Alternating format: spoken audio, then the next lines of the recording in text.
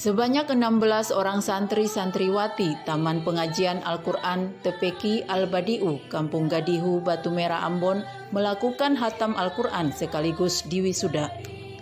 Acara ini berlangsung di halaman Masjid An-Nubuwah, Kampung Gadihu, Batu Merah, Ambon.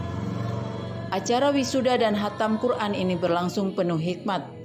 Para tamu undangan dan orang tua santri yang hadir mengikuti prosesi acara ini dengan tertib hingga usai. Hatam Al-Quran dan wisuda ini juga diisi dengan suguhan seni yang diperagakan oleh anak-anak santri TPQ Al-Badi'u.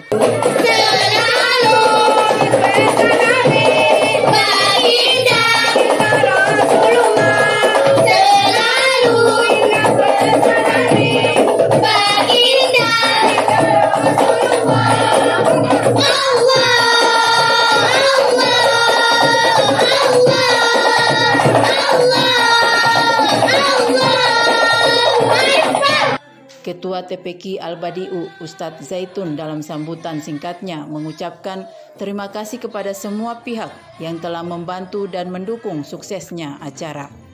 Amar Muhammad melaporkan.